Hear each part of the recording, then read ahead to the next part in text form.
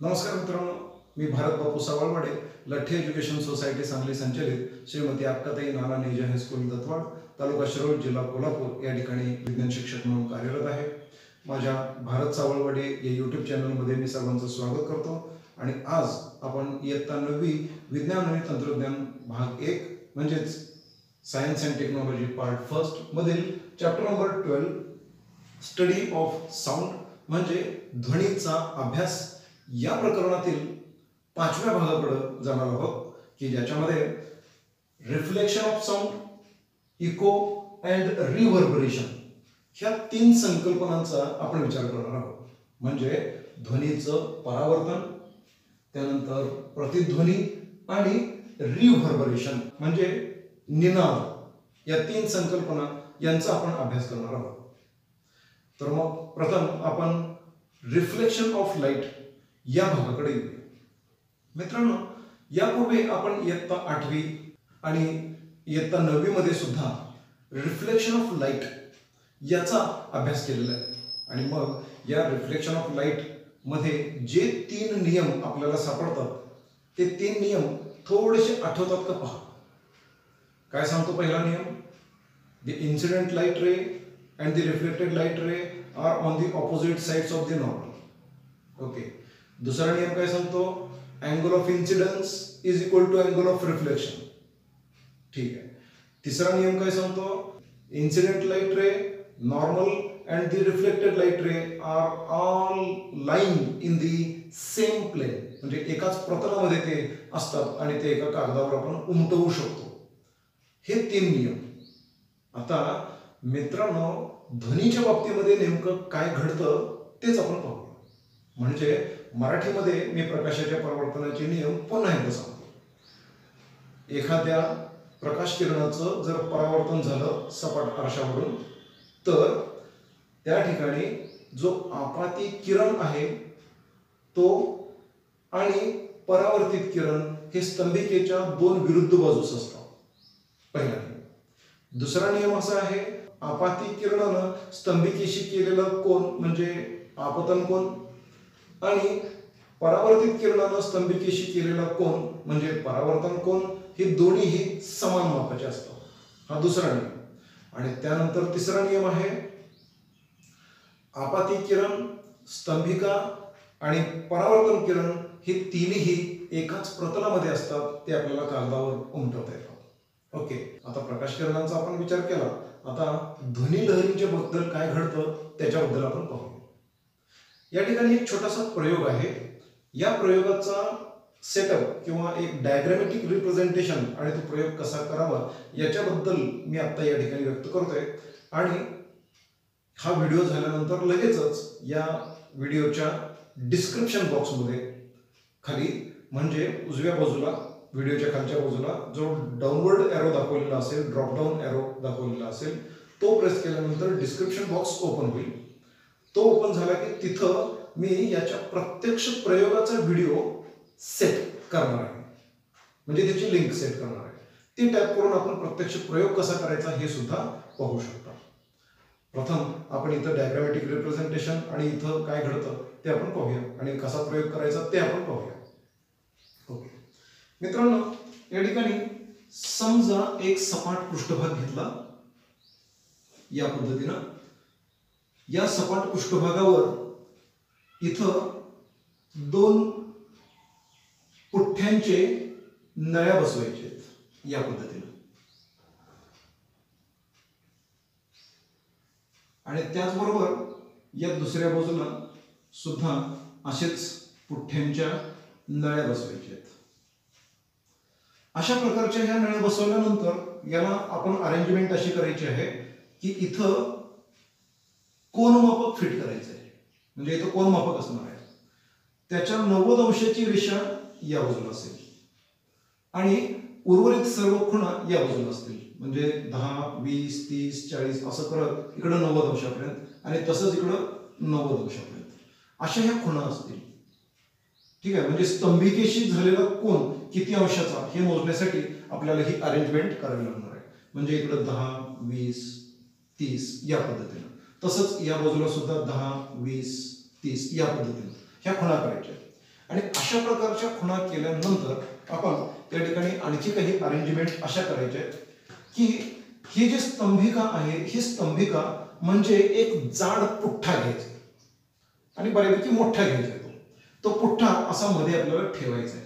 म्हणजे इकडं परावर्तित पृष्ठभाग असेल त्या परावर्तित पृष्ठभागाला या ठिकाणी हा पुठ्ठा ठेवायचा आहे आणि इथं एक छोटीशी गॅप ठेवायची आहे. यामुळं काय होणार आहे हे थोडंसं आपण या ठिकाणी पाहू. इथं मी आणखी एक छोटीशी अरेंजमेंट आपल्याला दाखवतो की इथं या नळीचा पृष्ठभाग इकडं असा थोडासा पसरट ठेवायचा आहे. म्हणजे फनेल सारखी रचना या ठिकाणी तयार करायची आहे आणि इकडं सुद्धा अशाच पद्धतीनं एक फनेल सारखी रचना तयार करायची आहे की ज्याच्यामध्ये आपल्याला साऊंड वेव्स कॉन्सन्ट्रेट करता येतील. आणि इतकी व्यवस्था केल्यानंतर आपण पुढे काय करणार आहोत की एका बाजूला या ठिकाणी एक घड्याळ ठेवायचं आहे की ज्याचा आवाज होणार आहे. Tick tick tick tick tick असा आवाज होईल. असा आवाज करणारं एक घड्याळ ज्याला आपण स्टॉपवॉच म्हणूया. आपल्या प्रयोगशाळेमध्ये जे असतं ते स्टॉपवॉच या ठिकाणी ठेवायचं आहे आणि हे स्टॉपवॉच ठेवल्यानंतर आपण अरेंजमेंट अशी होईल की या स्टॉपवॉच आणि ऐकणारी जी व्यक्ती असेल म्हणजे एखाद्या व्यक्तीचा जो कान असेल याच्यामध्ये हे स्तंभिका येणार आहे किंवा पुठ्ठा येणार आहे. म्हणजे थेट याचा आवाज इकडे ऐकू येणार नाही आणि म्हणून याच्यासाठी हा पुठ्ठा थोडासा जाड घ्यायचा आहे. अशा पद्धतीचे अरेंजमेंट झाल्यानंतर पुढं आपण काय करणार आहोत ही जी नळी आहे या मार्किंगवर एका कोणत्या तरी पॉइंटवर आणून थांबवायचे. ही अशी अर्धवर्तुळाकार फिरेल अशा पद्धतीनं या दोन नळ्यांची अरेंजमेंट आपण करणार आहोत. ठीक आहे. अशा पद्धतीने अरेंजमेंट केल्यानंतर विद्यार्थ्यांना किंवा आपण स्वतः जे कोणी असाल तुम्ही सर्व त्यांनी या बाजूला कान लावायचा आहे. या पाईपला कान लावायचा आहे आणि हा कान लावल्यानंतर ही पाईप पुढं मागं सरकवत राहायची आणि टिकटिक आवाज जो येणार आहे तो आवाज इथं आदळून आपल्याला येऊन पोहोचणार आहे. तर तो आवाज ज्या ठिकाणी स्पष्टपणानं ठळकपणानं मोठ्या स्वरूपामध्ये म्हणजे त्याची इंटेन्सिटी जास्त असेल अशा ठिकाणी आपण थांबायचं आहे आणि तेव्हा इथं असलेला हा अँगल स्तंभिकेशी झालेला कोन आणि इथं असलेला अँगल म्हणजे स्तंभिकेशी झालेला कोन मोजायचा आहे. आणि आपल्याला लक्षात येईल की या ठिकाणी हा जो अँगल असेल हा अँगल म्हणजे अँगल ऑफ इन्सिडन्स म्हणजे आपाती कोन आणि हा जो अँगल असेल हा अँगल म्हणजे अँगल ऑफ रिफ्लेक्शन म्हणजे परावर्तन कोन हे दोन्ही मोजायचे. आणि आपल्याला गंमत लक्षात येईल की या ठिकाणी सुद्धा आपाती कोणाचं माप हे परावर्तन कोणाच्या मापा इतकंच असतं. That means from this experiment you can conclude that major angle I is equal to major angle R. म्हणजे from this experiment we can conclude again that the three laws of reflection of light are obeyed by this reflection of sound. म्हणजे ध्वनी परावर्तनाच्या वेळी सुद्धा ध्वनी परावर्तनाचे नियम सुद्धा प्रकाश परावर्तनाच्या नियमासारखेच आहेत किंवा अगदी तेच आहेत. म्हणजे इथं सुद्धा आपाती ध्वनी आणि परावर्तित ध्वनी हे स्तंभिकेच्या दोन विरुद्ध अंगास असतील. Okay, that means the incident sound wave and the reflected sound wave both will be on the opposite sides of the normal. त्यानंतर दुसरा नियम आपण पाहूया. The angle of incidence of the sound wave is equal to the angle of reflection of the sound wave. म्हणजे आपाती कोन आणि परावर्तन कोन दोन्ही समान असतील. And the incident sound wave, the normal and the reflected sound wave will all lie in the same plane. इथं आपण नियम सर्व पुन्हा एकदा रिटन फॉर्म मध्ये पाहूया. The incident sound wave and the reflected sound wave are on the opposite sides of the normal. Okay, म्हणजे आपाती ध्वनी तरंग आणि परावर्तित ध्वनी तरंग हे नॉर्मलच्या स्तंभिकेच्या दोन विरुद्ध बाजूला असतील. Direction of the incident sound wave and direction of the reflected sound wave make equal angles to the normal or with the normal. and all three, that means incident sound wave, the normal and the reflected sound wave, lie in the same plane. या पद्धतीनं हे नियम आपण लिहून घेऊ शकतो. Now the next concept is of echo. In Marathi we call this as pratidhwani.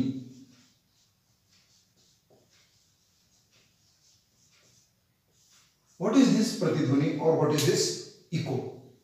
If any sound is produced from any source and that sound collides on any hard surface or on a flat surface and it gets reflected and it comes to the ears of the listener and then the clear, that is distinct, another sound is heard by him, then that sound is known as echo.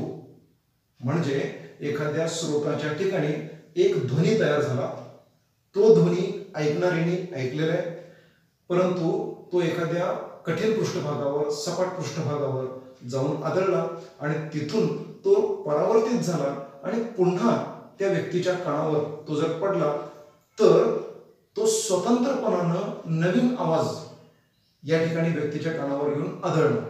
म्हणजे आधीचा आवाज वेगळा होता, त्यानंतर दुसरा आवाज स्पष्टपणानं ऐकू येणार, हाच आवाज परावर्तित होऊन परत आलेला. अशा आवाजाला किंवा अशा ध्वनीला आपण प्रतिध्वनी किंवा इको असं म्हणतो. आता इको ऐकू येण्यासाठी अत्यंत महत्त्वाची गोष्ट अशी आहे की ध्वनीचा हवेतील जो वेग आहे, हा वेग आपल्याला चांगला माहिती असणं आवश्यक आहे. ध्वनीचा हवेतील वेग आहे 346 metre per second. Velocity of sound is 346 meters per second. Generally for calculation it is considered as 344 meters per second. Now using this information we can find what will be the distance of the reflective surface for effective echo. म्हणजे स्पष्ट प्रतिध्वनी ऐकू येण्यासाठी जी व्यक्ती आहे त्या व्यक्तीपासून परावर्तित पृष्ठभाग किंवा एखादी भिंत किंवा एखादा सपाट पृष्ठभाग किती अंतरावर असला पाहिजे ह्याचं कॅल्क्युलेशन आपण करू शकतो. त्यासाठी आपल्याला आणखी एक गोष्ट माहिती असणं अत्यंत आवश्यक आहे. मित्रांनो, समजा एक आवाज तयार झाला, समजा एक आवाज तयार झाला, तर हा आवाज तयार झाल्यानंतर तो जेव्हा आपल्या कानावर आदळतो तेव्हा तो आदळल्यानंतर त्याचा इफेक्ट म्हणजे कानावर तो आवाज तसाच राहणं, ही जी काही प्रक्रिया आहे, त्याचं सेन्सेशन तसंच राहणं, ही जी प्रक्रिया आहे ही 1/10th सेकंद पर्यंत चालणार आहे. Persistence of sound on the human ear remains up to about 1/10th second. 1/10 second, सेकंदाचा 10वा भाग इतक्या कालावधीपर्यंत त्याचा परिणाम तसाच राहतो. त्यामुळे आवाजामध्ये कंटिन्युटी राहत असते, सलगपणा राहत असतो. आता लक्षात घ्या, जर एक आवाज आता आपण तयार केला आणि या 1/10th सेकंद वेळेच्या आत जर दुसरा आवाज आपल्या कानावर जर येऊन आदळला तर आधीचा आवाज आणि नंतरचा आवाज हे दोन्ही एकमेकांमध्ये मिसळतात. That means if any sound is created and its effect remains up to about 1/10th second in the internal ear, and then within that period again suppose another sound is produced, then both these sounds get mixed and that mixed effect is heard by us. Now two distinct sounds are not heard by us. दोन स्वतंत्र आवाज आपल्याला ऐकू येणार नाहीत, दोन्ही आवाज mix होणार. म्हणजे मग आता लक्षात घ्यायला पाहिजे की एक आवाज तयार झाल्यानंतर दुसरा आवाज स्पष्टपणे ऐकू येण्यासाठी किती वेळ लागावा लागेल, आपल्याला मध्ये किती वेळ घ्यावा लागेल, 1/10th सेकंद इतका कालावधी तरी किमान जावा लागेल. मग इतका कालावधी गेल्यानंतर जर समजा दुसरा आवाज ऐकू आला तरच आपल्याला साऊंड वेव्ह ऐकू येणार आहे. म्हणजे दुसरा साऊंड वेव्ह ऐकू येणार आहे. म्हणजे आता आपल्याला काय करावं लागेल हे लक्षात घ्या. Suppose any person is standing here and there is a reflective surface in front of him. त्याच्या समोर एक रिफ्लेक्टिव्ह सरफेस आहे, एक परावर्तक पृष्ठभाग आहे, सपाट भिंत आहे, मोठी भिंत आहे किंवा कातळ कडा असेल वगैरे असं जर असेल तर ह्या दोन्हींच्या मधलं अंतर किती असलं पाहिजे? दोन्हींच्या मध्ये अंतर असं असलं पाहिजे की आवाज इथून इथपर्यंत गेला आणि इथून परत येण्यासाठी त्याला किती वेळ लागला पाहिजे? 1/10 second. Now see here there is a calculation.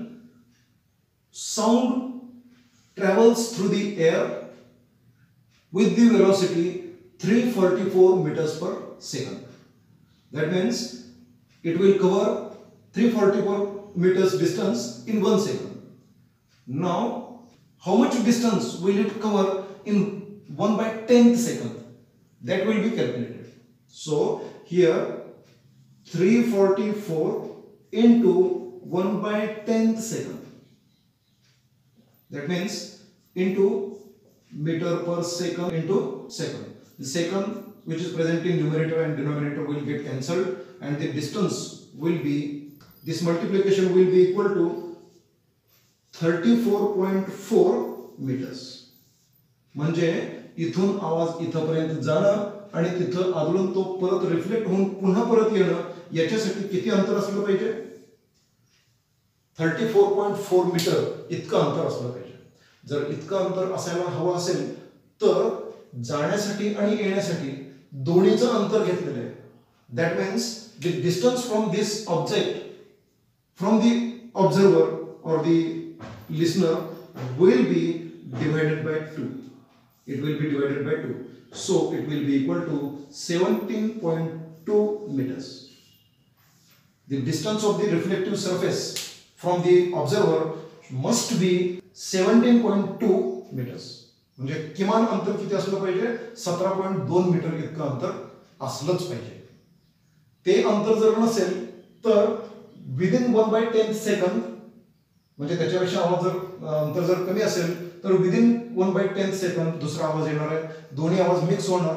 पहिलाही आवाज स्पष्ट ऐकू येणार नाही आणि दुसराही आवाज स्पष्ट ऐकू येणार नाही. दोन्ही आवाज मिक्स होतील आणि आवाज घुमेल. ओके. परंतु जर 17.2 मीटर पेक्षा अंतर जास्त असेल तर मात्र आधीचा आवाज स्पष्ट ऐकू येईल, त्यानंतर हा साऊंड वेव्ह इथपर्यंत येईल, रिफ्लेक्ट होईल आणि तो परत येण्यासाठी 1/10 सेकंद पेक्षा जास्त वेळ लागेल किंवा 1/10 सेकंद लागतील आणि तो दुसरा आवाज सुद्धा स्पष्टपणाने आपल्याला ऐकू येऊ शकेल. तर अशा पद्धतीने हे डिस्टन्स आपल्याला निश्चित करावं लागेल. म्हणजे प्रतिध्वनी ऐकू येण्यासाठी आपल्याला किमान 17.2 मीटर इतकं अंतर असलंच पाहिजे. मित्रांनो, धन्यवाद माझा हा व्हिडिओ संपूर्ण पाहिल्याबद्दल. अशाच पद्धतीने आणखी पुढील व्हिडिओज पाहण्यासाठी जरूर स्टे कनेक्टेड. धन्यवाद.